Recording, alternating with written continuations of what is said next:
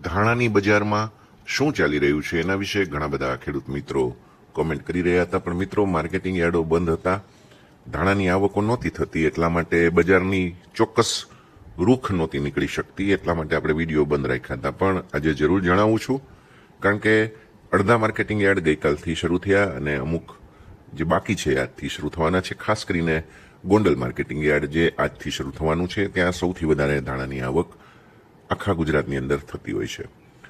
આવો મિત્રો જાણીએ ધાણા બજારમાં શું ચાલી રહ્યું છે. વાયદા બજારમાં ધાણાની અંદર તેજી થવાને લીધે ધાણાનો ભાવ આમ જોઈ તો મંડીઓ બંધ હતી એ દરમિયાન લગભગ 150 થી 200 રૂપિયા પ્રતિ મણ વધી ગયો છે. આજે મંડીઓ ખુલશે, કદાચ ગઈકાલના વાયદામાં થોડુંક રિએક્શન હતું એટલે 125 રૂપિયા ઊંચી તો ખુલવાની ધારણા છે જ બંધ કરતા. અને જ્યાં મંડીઓ ખુલ્લી હતી અને 2 દિવસ જ બંધ રહ્યો હતો માર્ચ એન્ડિંગનો, ત્યાં લગભગ 20-25 રૂપિયા પ્રતિ મણ બજાર સારી રહી શકે અથવા મક્કમ રહેશે. માર્કેટિંગ યાર્ડમાં રજા હતી, ગઈકાલથી થોડાક ખુલ્યા, આજથી બધા ખુલશે. ખાસ કરીને આવકો ઉપર સૌની નજર રહેવાની છે. આવકો ધાણાની ફરીથી વધવાની છે એ ચોક્કસ છે, નિશ્ચિત છે, કારણ કે અઠવાડિયાથી આવક દબાયેલી હતી, આવકો નહોતી થતી. ભાવ વધ્યા છે એટલે પણ થોડીક આવક થઈ શકે, એટલે ખેડૂતો થોડુંક વેચે એવું બને. એના કારણ ઉપર થોડુંક પ્રેશર હાજર અને વાયદા ઉપર બની શકે છે એવી ધારણા રાખવામાં આવે છે.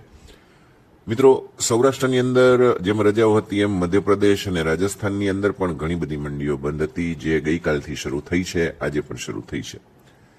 ચિંતા કરવાની એટલે આપ સૌને જરૂર નથી, કારણ કે જે કંઈ ઘટાડો આવશે મિત્રો આવકના જોરને લીધે ઘટવાનું હશે એ ઘટશે, અને એ અલ્પકાલીન એટલે કે ટૂંકા ગાળામાં રહે એવો ઘટાડો હશે. એકંદરે ધાણાનું ઉત્પાદન ચાલુ વર્ષે ઓછું છે ગયા વર્ષની સરખામણીમાં, એટલે માગ અને પુરવઠા વચ્ચે ઘણો બધો ખાંચો છે, એટલે લાંબો ગાળો કે મધ્યમ ગાળો ઘણો સારો રહેશે એવું માનવામાં આવે છે. આવકને લીધે ભાવ દબાય તો ગભરાવા જેવું બહુ નહીં હોય, પણ આવક ઉપર ખાસ આપણે નજર રાખીશું.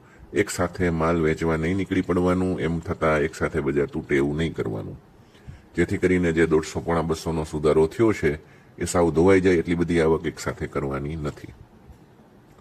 જોઈએ આજે ગોંડલ યાર્ડ ચાલુ થાય ત્યારે કેટલી આવક રહે છે. આમ તો હરાજી થઈ ગઈ હશે, પણ આપણી પાસે હજી રિપોર્ટ નથી આવ્યો. ધાણાના વાયદાની વાત કરું તો ગઈકાલે 12,330ની સપાટીએ બુધવારે 1 એપ્રિલે બંધ થયો હતો. લાંબા ગાળાનું કોન્સોલિડેશન હતું વાયદાની અંદર, અને પછી બ્રેકઆઉટ સારો એવો આવ્યો.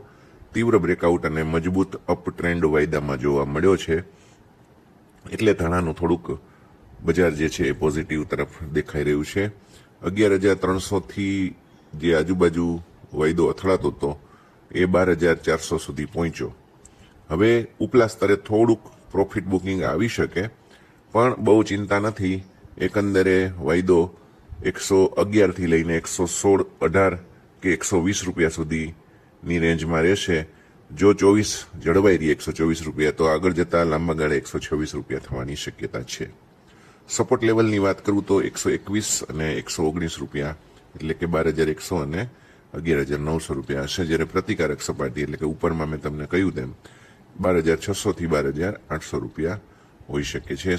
સારાંશ કહીએ જો આ વિડીયોનો તો વલણ તેજીનું છે, પણ નવી તેજી ફક્ત કરેક્શન પછી ટકી રહેશે, એટલે કે બજાર થોડીક ઘટે તો નવી તેજી માટે સારો સમય આવશે. એટલે ધાણામાં મેં તમને જે 2 પોઈન્ટ કીધા, એક આવકો મર્યાદામાં રાખો, બીજું ટોપ ભાવ મળતો હોય, તમને એમ લાગે છે કે ટોપ મળે છે, તો એમાંથી 4-5 ભાગ કરીને ધાણા વેચો જો પૈસાની જરૂર હોય તો.